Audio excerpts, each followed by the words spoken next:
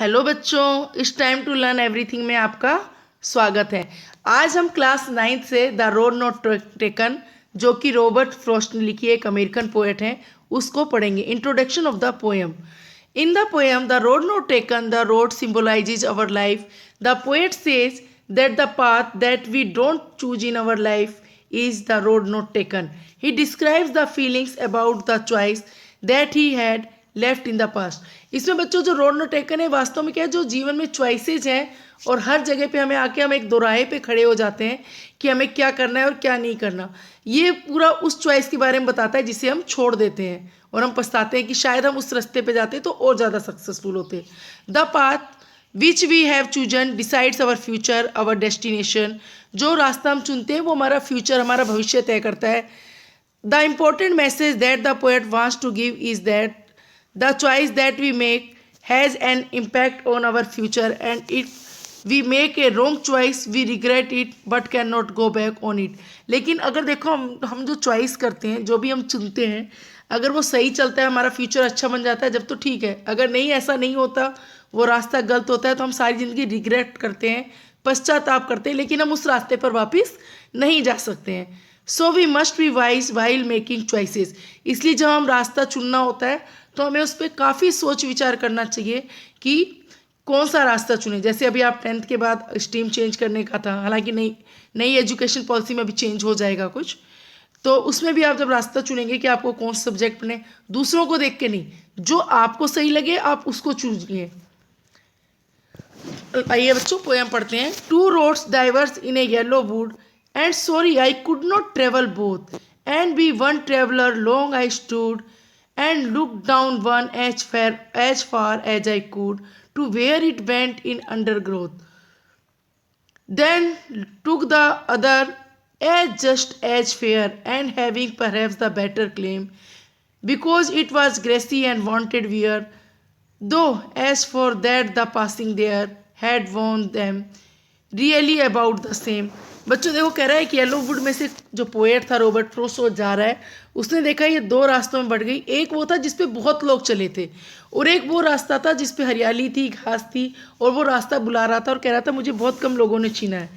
तो यहाँ पर देखो चॉइस होगी ना, कौन सा चुने, उसको चुने जिसपे सब गए, या उस पर चुने जिसको बहुत कम लोगों ने चुना है। And both that morning equally lay in leaves, no step for trodden black. Oh, I keep the first for another day, yet knowing how way leads on the way, I doubted if I should ever come back.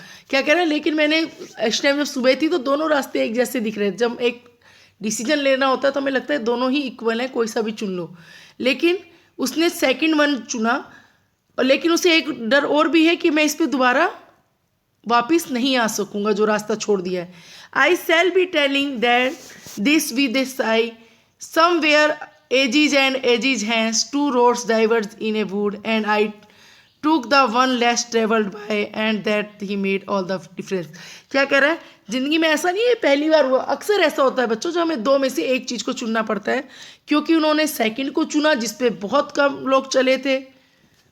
I took the one less travelled by, जिसपे बहुत कम लोग चले थे, and that he made the differences, और जो पूरा difference आया वो इसी कारण आया था। देखिए, वो एक सफल पोएट है, तो उन्होंने जो रास्ता चुना वो सही था। Literary device used in the poem.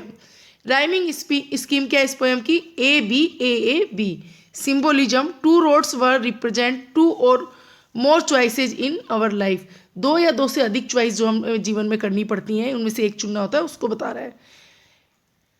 एनेफोरा and repeated at the beginning of lines 2, 3 and 4 कहाँ है। Alliteration, wanted where W sound is repeating, I first for F sound is repeating, second though that TS sound is repeating, repetition, ages is repeated, two roads diverge in yellow wood, this sentence is repeated in stanza 1 and 4.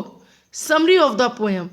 बच्चों summary क्या होती है, सारांश किसी भी कविता का छोटा रूप। The poet says that once he was walking down the road and reached a fork, he could walk over one of the paths only। क्या कह रहे हैं, एक बार वो रास्ते में चल रहा था और ऐसी जगह पर पहुंचा जहाँ दो रास्ते थे, लेकिन उसे एक को ही चुनना था।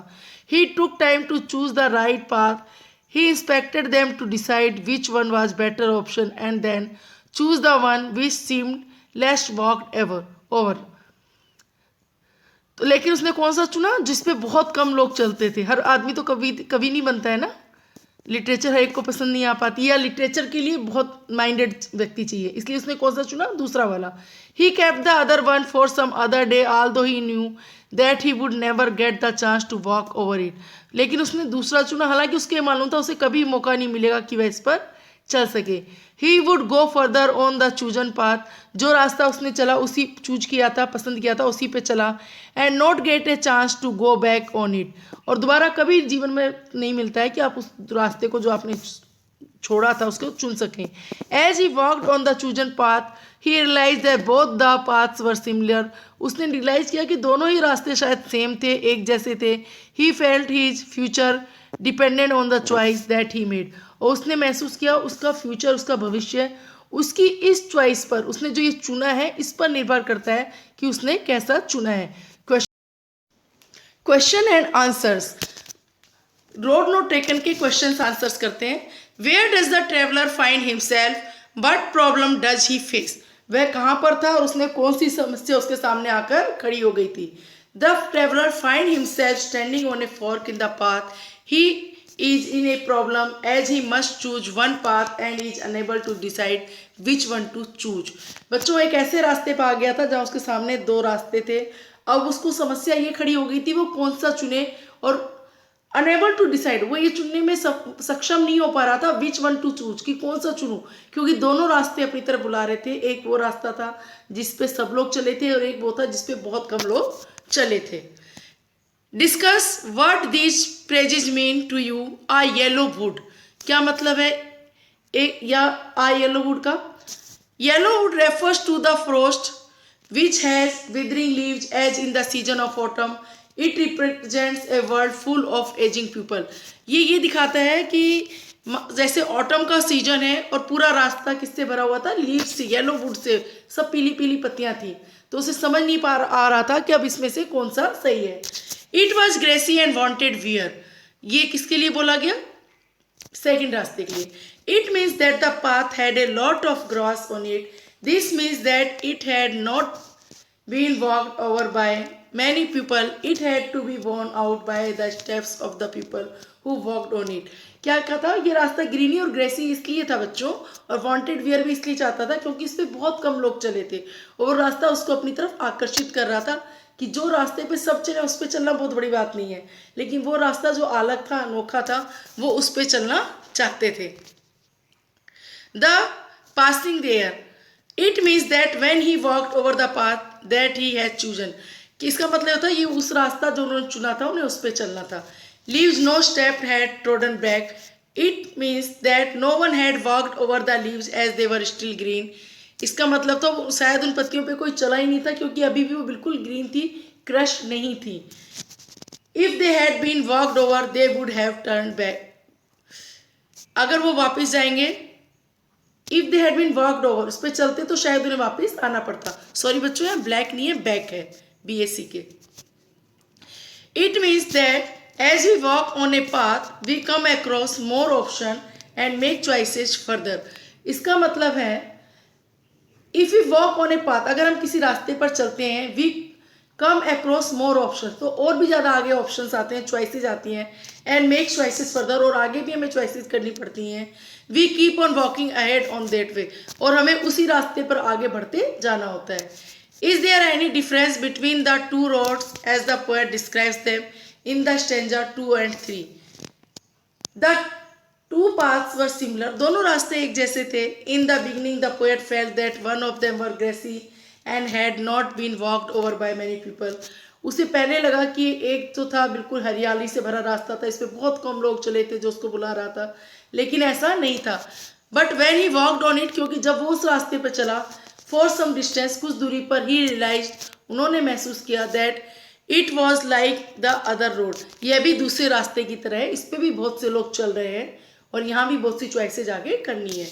In the last 2 lines of the poem, here again the poet talks of his initial decision when he thought that the roads were different and choose the one that has been walked over by a lesser number of people. इसलिए फिर वही बात वो कहता है, वो जो decision उन्होंने लिया था, जो निर्णय लिया था, उन्हें लगा था ना इस रास्ते में बहुत कम लोग चले, walked over by a lesser number of people, कि बहुत कम लोग इस पर चले हैं। Subscribe our channel for latest updates. Bye bye बच्चों, टेक केयर।